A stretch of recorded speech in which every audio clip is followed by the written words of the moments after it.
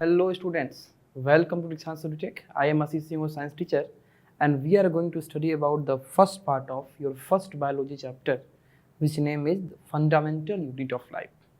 Students, this is the first part of your first bio, and before it we already studied about first chapter of your chemistry and first chapter of your physics. Okay. आज हम लोग अपने इस biology के first chapter की तरफ आपको लेके हम चल रहे हैं, जो कि हमारा फर्स्ट चैप्टर रहेगा फंडामेंटल यूनिट ऑफ लाइफ।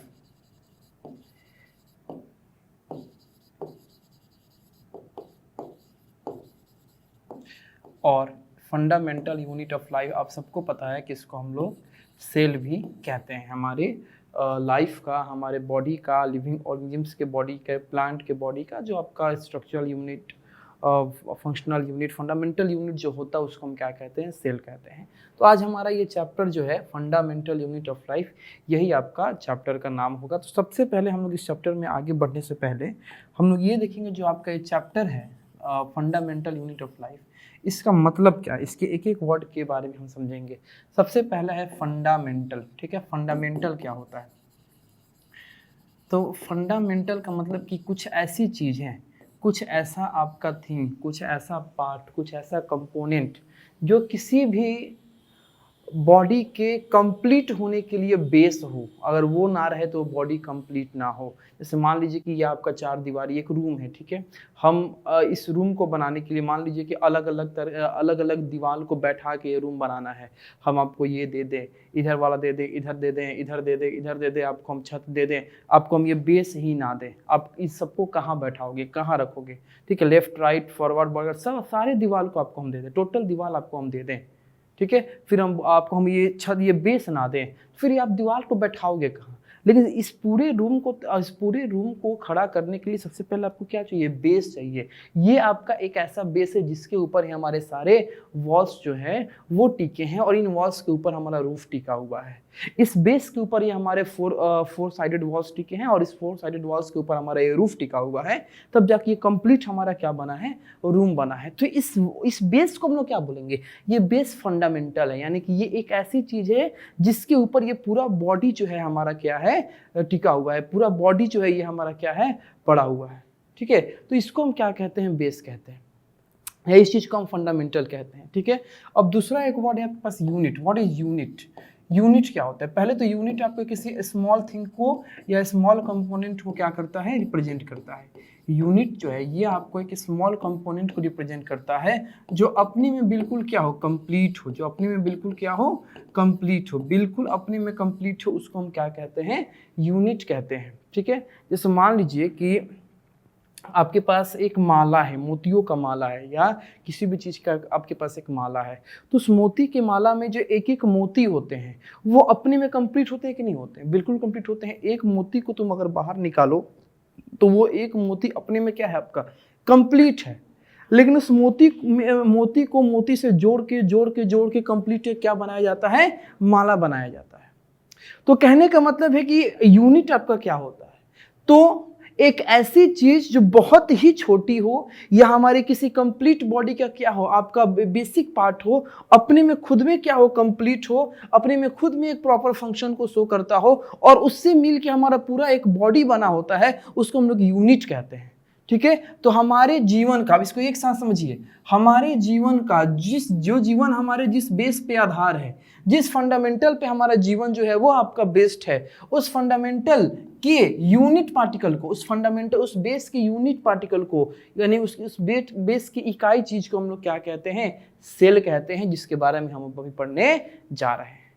यानी कि हमारा लाइफ, हमारा पूरा जीवन जिस बेस पे टिका हुआ है, उस बेस के यूनिट पार्टिकल को हम लोग क्या कहते हैं? हम लोग अपना सेल कहते हैं। हम लोग क्या कहते हैं? सेल कहते हैं। ठीक है, तो सेल बेसिकली हमारा एक फंडामेंटल यूनिट होता है जीवन का। हमारा जीवन जिस आधार पर टिका हुआ है, उस आधार का जो यूनिट चीज है, जो खुद में बहुत अपने आप को कंप्लीट है, वो है बहुत छोटा लेकिन खुद में कंप्लीट है। ठीक है, उसको हम क्या कहते हैं? यूनिट। तो फंडामेंटल यूनिट का मतलब आपको जो है वो समझ में आया। तो हमारे जीवन का जो फंडामेंटल यूनिट है, जिसको हम लोग सेल कहते हैं, उसी के बारे में हम लोग अब पढ़ने जा रहे हैं। ठीक है। तो हमारा चैप्टर जो होगा वो सेल से रिलेटेड चैप्टर होने जा रहा है। तो सबसे पहले आपको हम अपने चैप्टर में जो हम लोग पढ़ाई करेंगे ओवरव्यू या कंटेंट, इससे आपको थोड़ा हम रूबरू करा दें कि हम लोग अपने चैप्टर में किस किस कंटेंट को देखेंगे, किस किस टॉपिक को हम लोग देखेंगे, ठीक है। तो सबसे पहले तो हम बात करेंगे अपने सेल इंट्रोडक्शन में। सेल इंट्रोडक्शन में पहले हम सेल के डेफिनेशन के बारे में बात करेंगे, सेल के डेफिनेशन के बारे में बात करेंगे, ठीक है।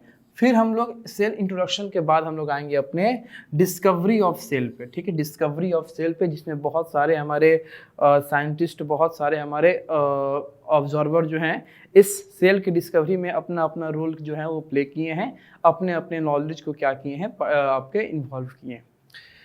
डिस्कवरी ऑफ सेल के बाद हम लोग बात करेंगे माइक्रोस्कोप के बारे में, जिसमें हम लोग अपने इलेक्ट्रॉन माइक्रोस्कोप, ठीक है,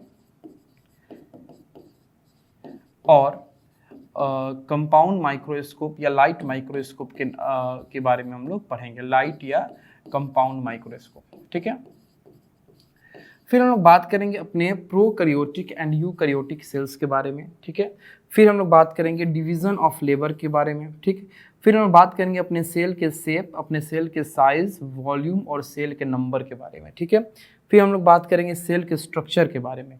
अब सेल के स्ट्रक्चर में बहुत सारे आपके पार्ट आते हैं, जैसे सेल के स्ट्रक्चर में सबसे पहले आपको प्लाज्मा मेम्ब्रेन आएगा, ठीक है। फिर आपका सेल वॉल आएगा, न्यूक्लियस आएगा, ठीक है, साइटोप्लाज्म आएंगे। साइटोप्लाज्म के अंदर बहुत सारे सेल ऑर्गेनेल्स होंगे, जिसमें आपका इंडोप्लाज्मिक रेटिकुलम, माइटोकॉन्ड्रिया, ठीक है, प्लास्टिड, क्लोर, बहुत कुछ आएगा। बहुत सारी चीज़ को हम लोग इसमें पढ़ेंगे, अपने सेल ऑर्गेनेल्स में पढ़ेंगे। फिर हम बात करेंगे डिफ्यूजन के बारे में, फिर हम बात करेंगे ऑस्मोसिस के बारे में, ठीक है। फिर हम लोग बात करेंगे अपने मेडिएटेड ट्रांसपोर्ट और उसके टाइप्स के बारे में। फिर हम लोग आएंगे अपने सेल डिवीजन पे, ठीक है। सेल डिवीजन, सेल डिवीजन का मतलब होता है कि एक कंप्लीट बॉडी जो है वो अपने आप को पार्ट में कन्वर्ट करके और वो अपने नंबर को क्या करते हैं, इंक्रीज करते हैं, नंबर को क्या करते हैं, इंक्रीज करते हैं, ठीक है। जैसे कि आपको एक सिंपल सा हम एक आपको एग्जांपल देते हैं। आप सभी लोग चॉकलेट्स खाते होंगे, कैडबरी का या कोई भी चॉकलेट खाते होंगे। तो उस अगर बड़े चॉकलेट आप बड़ा वाला चॉकलेट खरीदिए, उसको आप निकालिए, उसमें देखिएगा तो उसमें कंपार्टमेंट बने होते हैं, ठीक है। और वो कंपार्टमेंट से बन बन के क्या होता है, वो आपका कंप्लीट एक चॉकलेट बना होता है। उस चॉकलेट को आप बीच में से तोड़ दीजिए। अब पहले जो पूरा आपका एक बॉडी था चॉकलेट का, अब वो 2 बन गया। अब दोनों को फिर 2-2 पार्ट में तोड़िए, तो अब क्या बन गया, 4 बन गया। फिर उसको तोड़िए तो क्या बन जाएंगे, आपके 16 बन जाएंगे। तो इस तरीके से ये जैसे कि हमारा एक चॉकलेट अपने आप को डिवाइड करके, अपने आप को तोड़ के, अपने आप को ब्रेक करके और अपने नंबर्स को क्या कर रहा है, इंक्रीज कर रहा है। उसी प्रकार से हमारे सेल में भी क्या होता है, डिवीजन होता है। ये सेल भी क्या करते हैं, अपने आप को डिवाइड करके अपने नंबर्स को क्या करते हैं, इंक्रीज करते हैं।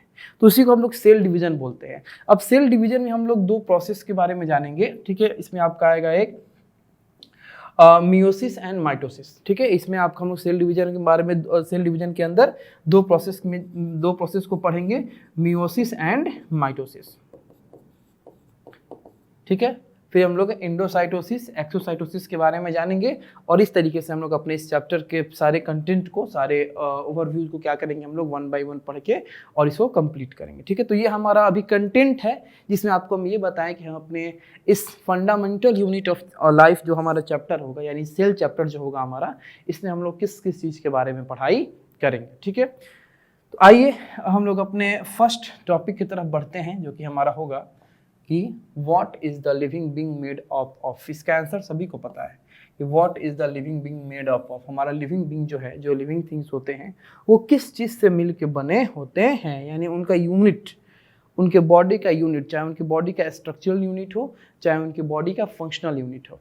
तो किसी भी लिविंग थिंग्स के बॉडी का स्ट्रक्चरल यूनिट या फंक्शनल यूनिट या फंडामेंटल यूनिट जो है, ठीक है, वो हमारा क्या है। तो हम सभी को पता है, ये जिसको हम लोग सेल बोलते हैं, ठीक है। तो अगर हमको सेल को डिफाइन करना हो कि सेल है क्या, तो आप कैसे डिफाइन करोगे कि the cell is the basic structural and functional unit of living organisms. ये सेल जो है वो हमारे समझिए तो किसी भी लिविंग ऑर्गेनिजम्स के बॉडी का जो स्ट्रक्चरल और फंक्शनल यूनिट, स्ट्रक्चर और फंक्शन होता है, उसका आपका एक बेसिक यूनिट है। अब ये कैसे सेल एक स्ट्रक्चरल यूनिट है और कैसे सेल एक फंक्शनल यूनिट है इसके बारे में समझते हैं। चलिए, सेल के बारे में कहा गया कि सेल जो है वो स्ट्रक्चरल यूनिट है। अब सेल स्ट्रक्चरल यूनिट है यानी कि सेल आपका क्या देता है, स्ट्रक्चर को प्रोवाइड करता है। ये सेल जो है ये सेल स्ट्रक्चर को प्रोवाइड करते हैं, ठीक है। तो अब कैसे हम ये समझ सकते हैं कि ये सेल जो है वो स्ट्रक्चर को प्रोवाइड करते हैं। मान लीजिए आपके पास हम एक एग्जांपल लेते हैं किसका, एक यूनिसेलुलर ऑर्गेनिजम्स का। यूनिसेलुलर ऑर्गेनिज्म में आपको हम एग्जांपल लेते हैं किसका, अमीबा का, ठीक है, अमीबा। अब अमीबा जो है ये अमीबा के बॉडी के अंदर एक ही सेल पाए जाते हैं और वो अपने बॉडी में जितने भी प्रोसेस को करता है, चाहे वो आपका इंजेक्शन हो, डाइजेशन हो, एब्जॉर्प्शन हो, एसिमिलेशन हो, इजेशन, अपने बॉडी में रिप्रोडक्शन हो, अमीबा अपने बॉडी में जितने भी फंक्शन को परफॉर्म करता है वो उसी सिंगल सेल के द्वारा वो अपने बॉडी के फंक्शंस को क्या करता है, परफॉर्म करता है। तो कहने का मतलब है कि अगर इस अमीबा के अंदर का जो सेल है वो इस प्रकार से है, ये उसका क्या हो गया, सेल वॉल हो गया, ये क्या हो गया, उस अमीबा का न्यूक्लियस हो गया। तो अब चूंकि एक ही सेल से ये अमीबा बना है तो इस एक सेल के अलावा उसकी बॉडी में कुछ है ही नहीं। तो ये जो सेल है, ये जो आपका स्ट्रक्चर है किसका, ये जो स्ट्रक्चर है आपके अमीबा के सेल का, ये स्ट्रक्चर जो है आपका अमीबा के सेल का, अब यही स्ट्रक्चर किसका हो जाएगा, अमीबा का, उसके पूरे बॉडी का स्ट्रक्चर हो जाएगा। यही स्ट्रक्चर किसका हो जाएगा, उस अमीबा के पूरे बॉडी का स्ट्रक्चर हो जाएगा। तो कहने का मतलब है कि यहाँ पे जो सेल है अमीबा का वो खुद अपने आप को क्या कर रहा है, एक स्ट्रक्चर से रिप्रेजेंट कर रहा है। वो खुद सेल का जो स्ट्रक्चर है वो एक बॉडी का स्ट्रक्चर बन जा रहा है, एक अमीबा का स्ट्रक्चर बन जा रहा है। तो इसलिए हम कह सकते हैं कि सेल और जो है हमारे स्ट्रक्चरल यूनिट को, यानी कि हमारे सेल जो है वो स्ट्रक्चर को भी क्या करता है, रिप्रेजेंट करता है, या सेल से भी आपका हमारे बॉडी का जो स्ट्रक्चर है वो सेल के स्ट्रक्चर से मिलकर क्या होता है, बना होता है। अब दूसरा जो डेफिनेशन था आपके सेल में कि स्ट्रक्चरल एंड फंक्शनल यूनिट, ठीक है, फिर क्या था, फंक्शनल यूनिट। अब इस फंक्शनल यूनिट के बारे में पढ़ो कि फंक्शनल यूनिट क्या होता है। तो जो भी सेल होते हैं उनका अपना एक कंप्लीट क्या होता है, फंक्शन होता है। आपको पहले ही बताएं कि ये सेल क्या है बाबू, ये सेल जो है ये फंडामेंटल यूनिट, बार बार लग रहा है ना यूनिट का मतलब होता है कोई ऐसी चीज जो अपने आप में कैसी हो, कंप्लीट हो। कंप्लीट के सेंस का मतलब कि उसके पास अपना एक क्या हो, स्ट्रक्चर भी हो और उसके पास अपना एक क्या हो, फंक्शन भी हो। ऐसा नहीं कि कोई सेल जो है वो अपने फंक्शन के लिए किसी दूसरे का हेल्प ले रहा है कि चलो दूसरा कोई सेल मिल जाता ना तो हम अपना फंक्शन कंप्लीट कर लेते, या दूसरा कोई सेल मिल जाता ना तो हम अपना स्ट्रक्चर कंप्लीट कर लेते। ऐसी बात नहीं होती है। एक सिंगल सेल जो होता है वो अपने आप में स्ट्रक्चर के व्यू से भी अपने आप में कंप्लीट होता है, और एक सिंगल सेल जो होता है वो फंक्शन के व्यू से भी अपने आप में क्या होता है, कंप्लीट होता है। इसीलिए सेल को हम लोग यूनिट बोलते हैं, यूनिट जो अपने आप में क्या हो, कंप्लीट हो। तो कह रहा है कि जैसे सेल के पास अपना एक स्ट्रक्चर था उसी प्रकार सेल के पास क्या होता है, अपना एक फंक्शन भी होता है। सेल जो होते हैं अपने फंक्शन को भी शो करते हैं। जैसे मान लीजिए अभी आपको हम एग्जांपल दिए थे किसका, अमीबा का।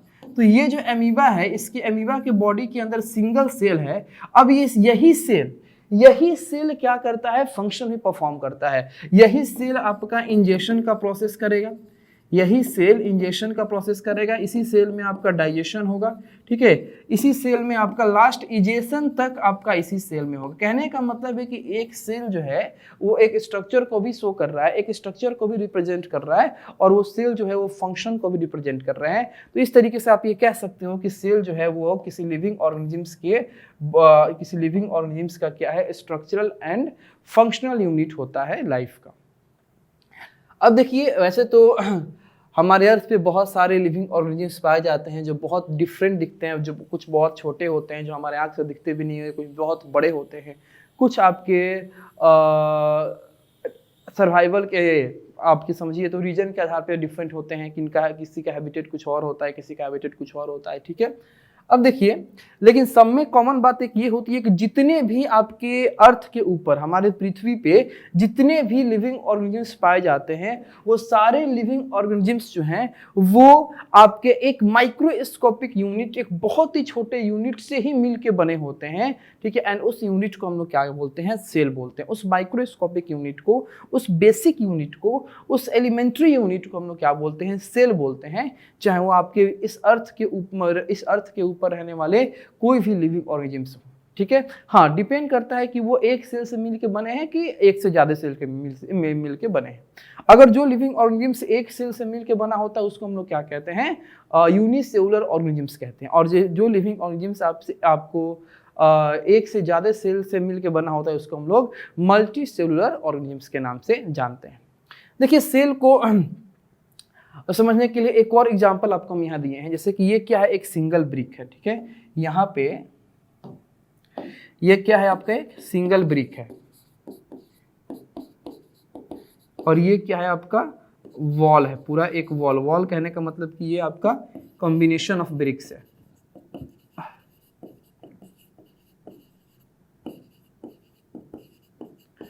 अब देखिए, ये जो आपका एक सिंगल ब्रिक है, सिंगल ब्रिक जो अपने आप में स्ट्रक्चर में भी कंप्लीट है, देखो अब वो कंप्लीट है, अपने आप में स्ट्रक्चर में भी कंप्लीट है और अपने आप में फंक्शन में भी कंप्लीट है। अब ये सिंगल ब्रिक किसको शो कर रहा है, सिंगल ब्रिक आपके एक सेल को शो कर रहा है। एक्चुअल में ये कौन सा सेल है, ये आपका प्लांट सेल है, ठीक है। ऐसी बात नहीं है कि ये यहाँ पे सिर्फ प्लांट सेल ही होगा, यहाँ पे आपका एनिमल सेल भी हो सकता है, ठीक है। तो सिंगल ब्रिक जो है वो प्लांट सेल को रिप्रेजेंट कर रहा है या एनिमल सेल को रिप्रेजेंट कर रहा है। और कंप्लीट जब ये आपके ब्रिक से ब्रिक मिल के कंप्लीट एक वॉल बना देंगे, एक बॉडी बना देंगे, तो वो किसको शो करेगा, वो एक प्लांट को शो करेगा या आपका एक एनिमल को शो करेगा। तो यहाँ पे आपको सेल को समझने में बहुत ज़्यादा सहूलियत मिला होगा कि सेल बेसिकली आपके एक ईंट का शो कर रहा है। यानी ईंट जो है हमारे पूरे दीवार में जो लगा एक एक ईंट है, वो हमारे पूरे एक बॉडी में, चाहे वो प्लांट बॉडी हो चाहे वो एनिमल बॉडी हो, उसका एक सेल है। और हमारे उस पूरे ईंट से मिलकर जो दीवार बन गया, वो दीवार हमारा पूरा वो बॉडी जो है, चाहे वो प्लांट का बॉडी हो चाहे वो एनिमल का बॉडी हो, उसको क्या कर रहा है, रिप्रेजेंट कर रहा है, ठीक है। चलिए, अब नेक्स्ट हम लोग समझेंगे कि सेल के नंबर के बेसिस पे कि कोई लिविंग ऑर्गेनिजम्स कितने सेल्स के मिलने से बने हैं। जो लिविंग ऑर्गेनिजम्स एक सेल के मिलने से बनते हैं उसको हम लोग यूनिसेलुलर ऑर्गेनिजम्स के नाम से जानते हैं। जो एक से ज़्यादा सेल के मिलने से बनते हैं उनको हम लोग मल्टी सेलुलर ऑर्गेनिजम्स के नाम से जानते हैं। तो जो सिंगल सेल से मिल के बने होते हैं, यानी जो यूनिसेलुलर ऑर्गेनिजम्स होते हैं और मल्टी सेलुलर ऑर्गेनिजम्स होते हैं, उनमें डिफरेंस क्या होता है। तो सबसे पहली बात कि यूनिसेलुलर ऑर्गेनिजम्स अपने एक सेल को रिप्रेजेंट करते हैं, मल्टी सेलुलर एक से ज़्यादा सेल को रिप्रेजेंट करते हैं। दूसरी बात, जो आपके यूनिसेलुलर होते हैं उनके बॉडी में जितने भी एक्टिविटीज होते हैं वो सारे एक्टिविटीज एक ही सेल के द्वारा परफॉर्म किया जाता है। मल्टी सेलुलर में आपके अलग अलग एक्टिविटीज के लिए अलग अलग आपके सेल जो हैं वो क्या है, रिस्पॉन्सिबल होते हैं। एक सेल आपका एक या एक से ज़्यादा एक्टिविटी को शो करता है, लेकिन ऑल एक्टिविटी को शो नहीं करेगा, ठीक है। चलिए, अब इस यूनिसेलुलर में कोई आपका सेल का डिवीजन नहीं होता है। सेल की डिवीजन यानी लेबर का आपका डिवीजन नहीं होता है कि ये सेल ये काम करेगा, ये सेल ये काम करेगा। सिंगल सेल है ना बाबू, सिंगल सेल का मतलब कि उसके बॉडी में जितने भी एक्टिविटीज हैं, जितना भी आपका काम हो रहा है, सब उसी सेल के द्वारा होगा। तो एक ही सेल है, तो यहाँ पे ऐसा हो ही नहीं सकता है कि वहाँ पे आपका क्या हो, काम का बंटवारा हो, लेबर का बंटवारा हो, ठीक है, कि ये काम तुम, वहाँ पे कोई डिवीजन ऑफ लेबर नहीं होता है। लेकिन मल्टी सेलुलर में क्या है, आपका डिवीजन ऑफ लेबर होता है। एक खास प्रकार के काम के लिए, एक खास प्रकार के फंक्शन के लिए एक सेल या आपका एक सेल का टाइप जो है वही रिस्पॉन्सिबल होता है। दूसरे काम के लिए दूसरे तरह के सेल को चुना जाता है या दूसरे तरह के सेल दूसरे काम के लिए रिस्पॉन्सिबल होते हैं। कहने का मतलब है कि मल्टी सेलुलर ऑर्गेनिजम्स के अंदर जो आपका वर्क है, जो लेबर है, उस लेबर अलग अलग लेबर के लिए आपके अलग अलग टाइप के सेल जो है वो रिस्पॉन्सिबल होते हैं। यानी कि वहाँ पे division of labour, division of cell होता है on the basis of labour. Next है कि जब सारे फंक्शन ये एक ही सेल से करेंगे यूनिसेलुलर, तो जाहिर सी बात है कि रिप्रोडक्शन जो है ये भी आपका एक ही सेल से करेंगे। लेकिन आपका कुछ ऐसे जो हमारे मल्टी सेलुलर होते हैं वो आपके एक सेल से रिप्रोडक्शन नहीं करते हैं। मल्टी सेलुलर में आपकी रिप्रोडक्शन के लिए अलग अलग टाइप के सेल जो हैं वो रिस्पॉन्सिबल होते हैं, ठीक है। देखिए, only some cells of body called germ cells take part in reproduction, other cells somatic cells remain intact. यानी कि जो हमारे बॉडी में रिप्रोडक्शन के लिए जो सेल आपके क्या होते हैं, रिस्पॉन्सिबल होते हैं, उनको हम लोग जर्म सेल्स बोलते हैं। बाकी अदर सेल जो होते हैं वो आपके उस रिप्रोडक्शन से उनको कोई मतलब नहीं होता है, ठीक है। चलिए, the life span of an individual is short. जो हमारे यूनिसेलुलर ऑर्गेनिजम्स होते हैं उनका जो जीवन काल होता है, जो लाइफ स्पेन होता है, बहुत कम था, बहुत छोटा होता है, बहुत आपका कम होता है। लेकिन जो हमारे मल्टी सेलुलर होते हैं उनका लाइफ स्पेन जो होता है वो ज़्यादा होता है, लंबा होता है, बड़ा होता है, ठीक है। चलिए, अब हम लोग बात करेंगे बहुत अच्छा टॉपिक जिसको याद रखना समझना बहुत इंपॉर्टेंट है, क्योंकि जिस चीज़ के बारे में आप पढ़ रहे हो वो कहाँ से आया, कैसे आया, कौन कौन उसको दिए, कैसे इन्वॉल्व किए, उसके बारे में आपको जानना बहुत ज़्यादा जरूरी है। तो हम लोग का नेक्स्ट टॉपिक जो है वो है आपका डिस्कवरी ऑफ सेल, यानी सेल का डिस्कवरी कैसे हुआ, कहाँ से स्टार्ट हुआ, कब खत्म हुआ। तो सबसे पहला नाम आता है सेल के डिस्कवरी में, वो है रॉबर्ट हुक का। ठीक है, रॉबर्ट हुक का डिस्कवरी बहुत ही इंपॉर्टेंट था। क्यों? क्योंककि इन्होंने आपका सबसे पहले इस सेल की दुनिया में अपने कुछ जो भी बात रखा, इन्होंने सबसे पहले रखा। कब रखा? वो साल था आपका 1665 ईस्वी में ये अपने खुद से डिजाइन किए गए एक माइक्रोस्कोप में इस सेल को डिस्कवर किए। अब ये कैसे सेल को डिस्कवर किए? इन्होंने आपके एक ट्री के बार्क में से, ठीक है, एक पेड़ का जो बाहरी जो लकड़ी वाला छाल होता है उसी में, उसको बार कहते हैं, जो आपका वुडी स्ट्रक्चर होता है उसको हम लोग बार कहते हैं। तो इन्होंने एक ट्री के बार्क में से उस आपके कर्क को क्या किया? एब्जॉर्ब। इन्होंने कर्क को निकाला। कर्क बेसिकली आपकी उस बार्क, उस छाल में से निकलने वाला एक कंपोनेंट होता है, स्ट्रक्चर होता है। उस कर्क को निकाल के और निकालने के बाद उन्होंने अपने माइक्रोस्कोप पे क्या किया? माइक्रोस्कोप पे डाल के उसको एब्जॉर्ब किया। तो देखिए कुछ इस प्रकार का इन्होंने अब अपने ऑब्जर्वेशन में देखा। सबसे पहले तो ये इनका माइक्रोस्कोप था जो हमारे रॉबर्ट हुक साहब थे, उनका अपना सेल्फ डिजाइन किया गया माइक्रोस्कोप ये है। ठीक है, इसको आप देख सकते हैं। ठीक है, अब नेक्स्ट है कि ये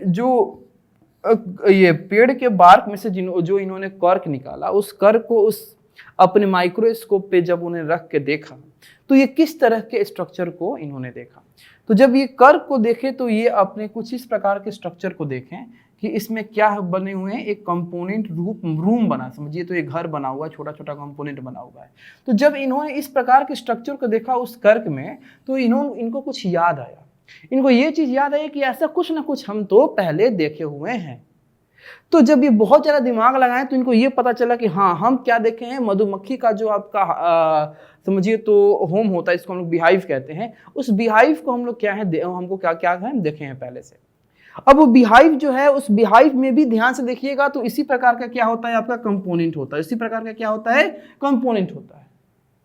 अब ऐसा वो जब देखे तो कुछ सोचे समझे नहीं और डायरेक्ट जो ये कंपोनेंट बने हैं इस बार के कर्क पे, जो ये रूम बने हैं, जो ये कंपोनेंट बने हैं, उसको उन्होंने नाम दे दिया किसी का, सेल का। यही उन्होंने क्या किया, इस स्ट्रक्चर को, इस कंपोनेंट को उन्होंने क्या नाम दे दिया, सेल। और बोला कि ये सेल से हमारे कर्क बना है, ये सेल जो है इससे कर्क बना है, कर्क से बार्क बना है और बार्क से हमारा पूरा बॉडी, पूरा जो पेड़ बना है। तो ये जो कंपोनेंट आया, ये हमारा जो कंपोनेंट आया, इसी को हम लोग उन्होंने क्या डिस्कवर किया, सेल डिस्कवर किया, जो 1665 ईस्वी में इनके द्वारा डिस्कवर किया गया। पहला आपका सेल की दुनिया में क्या था, एक समझिए तो डिस्कवरी था, रॉबर्ट हुक। इसके बाद बहुत सारे आपके डिस्कवरी हुए। ठीक है, फिर हम लोग बात करेंगे अपने डिस्कवरी ऑफ सेल में रॉबर्ट हुक के बारे में और कौन कौन सा डिस्कवरी हुआ। तो फिर नाम आता है आपका एंटोन वन ल्यूवेनहुक के बारे में। ठीक है, एंटोन वन ल्यूवेनहुक। अब ये जो है आपके ल्यूवेनहुक साहब, इन्होंने 1674 यानी 1674 में माइक्रोस्कोप के हेल्प से ये क्या डिस्कवर कर रहे हैं, ये डिस्कवर कर रहे हैं free living cells in pond water for the first time in 1674। समझिएगा, ल्यूवेनहुक साहब जो है वो 1674 ईस्वी में, यानी कि हमारे रॉबर्ट हुक 1665 में किए थे और उनसे लगभग 9 साल के बाद, ठीक है, 1674 ईस्वी में ये तालाब के पानी में से, पॉन्ड वाटर में से क्या डिस्कवर कर रहे हैं, फ्री लिविंग सेल्स को डिस्कवर कर रहे हैं। फर्क समझिएगा कि हमारे रॉबर्ट हुक ने क्या डिस्कवर किया था और ये क्या डिस्कवर कर रहे हैं। जो हमारे ल्यूवेनहुक साहब हैं, ये पॉन्ड वाटर में से फ्री लिविंग सेल्स को और वो वुडी स्ट्रक्चर में से डेड कर्क, जो हमारा वुडी स्ट्रक्चर था तो डेड है, उस डेड कर्क में से सेल को डिस्कवर किए थे, कंपार्टमेंट को डिस्कवर किए थे और नाम दिए थे सेल का।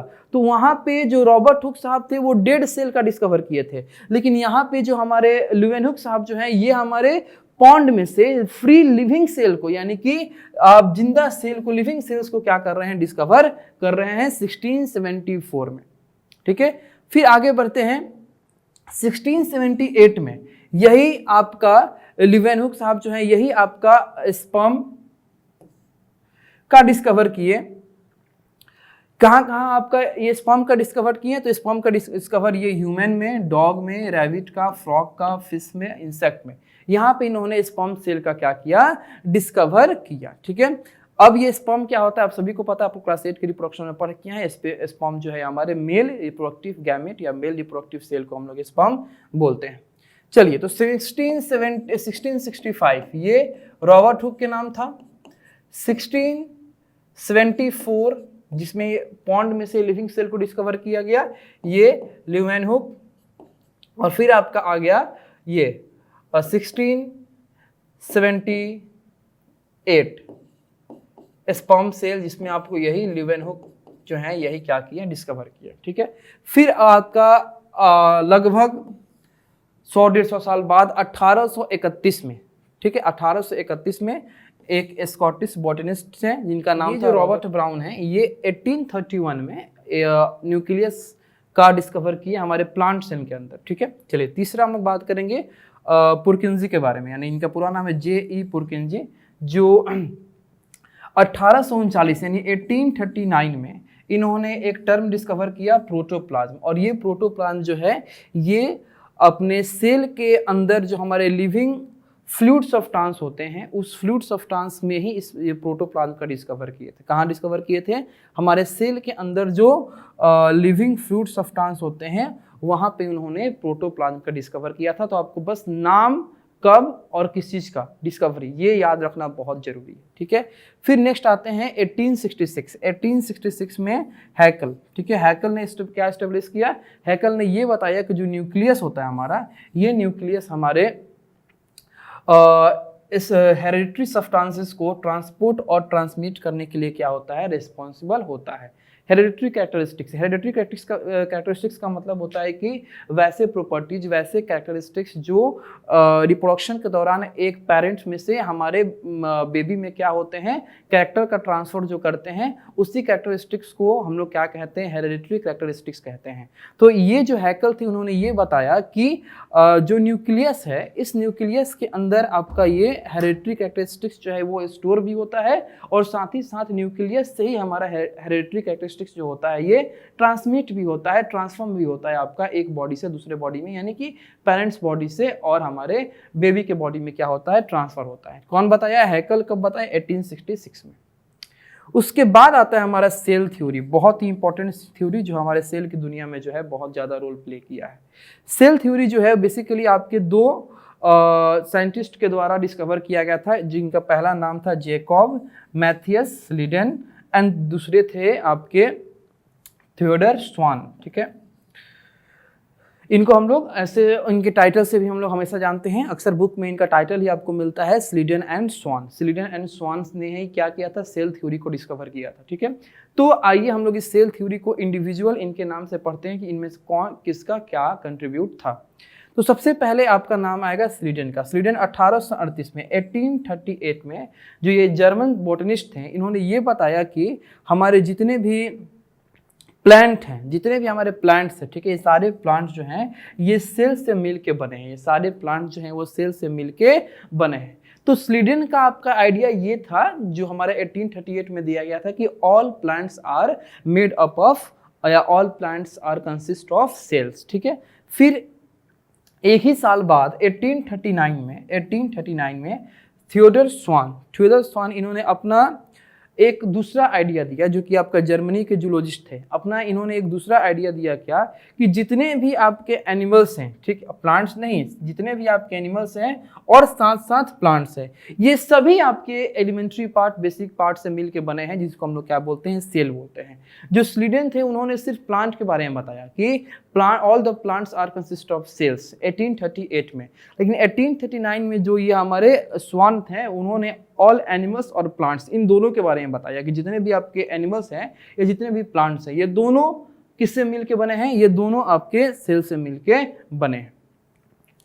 चलिए, अब ये दोनों जो आपकी बातें थी स्लीडन की और स्वान की, यानी प्लांट्स के लिए और एनिमल्स के लिए, इन दोनों को कंबाइन करके और बना दिया गया क्या, सेल थ्योरी। इन दोनों को ज्वाइन करके क्या बनाया गया, हमारा सेल थ्योरी बनाया गया। इसलिए कहा जाता है कि ये सेल थ्योरी जो है वो स्लीडन और स्वान के द्वारा 1839 और 1838 के अंतराल में दिया गया आपका थ्योरी है।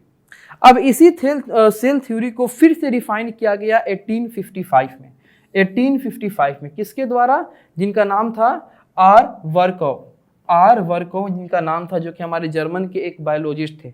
उन्होंने क्या किया कि इस सेल थ्योरी को थोड़ा सा और रिफाइन करके ये बताया कि जितने भी आपके सेल होते हैं, चाहे वो प्लांट सेल हैं चाहे एनिमल सेल हैं, ये प्री एग्जिस्टिंग सेल से ही आपके बनते हैं। यानी जो सेल आपका पहले से एग्जिस्ट कर रहा है, जो सेल आपका पहले से इस दुनिया में है, इस बॉडी में है, उसी से आपका क्या होता है, नया सेल का फॉर्मेशन होता है। फॉर एग्जाम्पल अगर आपको हम बात बताएं कि जो रिप्रोडक्शन इन प्लांट्स होता है, ठीक है, इस प्री सेल का तो मतलब समझते हैं आप लोग कि सेल क्या होता है। सर प्री एग्जिस्टिंग सेल क्या होता है इसके बारे में, तो उसके लिए आपको हम एक एग्जांपल देते हैं।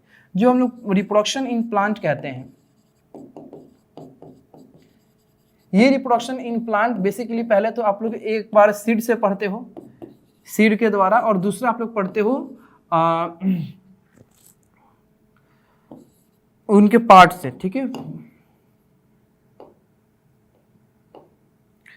बॉडी पार्ट से, body parts of parent plant. जो पेरेंट प्लांट होते हैं उनके बॉडी पार्ट से आप लोग क्या पढ़ते हो, रिप्रोडक्शन पढ़ते हो। फॉर एग्जांपल मान लो कि हम बात करें रोज का, तो रोज का हम लोग रिप्रोडक्शन कैसे करते हैं, जो एक पेरेंट रोज होता है उसके स्टेम को क्या करते हैं हम लोग, काटते हैं, ठीक है, जो स्टेम में क्या हो, बर्ड लगा हुआ, तो बर्ड कंटेनिंग स्टेम को हम लोग काटते हैं और उसको लाके अपने सॉइल में हम लोग क्या करते हैं, जर्मिनेट करते हैं, तो उससे क्या होता है, आपका नया एक रोज प्लांट मिल जाता है। तो कहने का मतलब है कि पहले से जो आपका एक प्लांट एग्जिस्ट कर रहा था, उसी प्लांट से आपने क्या किया, एक नया प्लांट को ग्रो कराया, ठीक है। फिर आप बोलोगे कि तो सर सीड में क्या होता है, सीड में तो कोई पहले से प्लांट ग्रो नहीं करता है, तो थोड़ा सा अपने नॉलेज को और इंप्रूव करो। ये सीड आता कहाँ से है, ये सीड जो है वो आता कहां से है, पहले से जो प्लांट आपका मैच्योर हो गया है उसी से ना ये सीड निकलता है।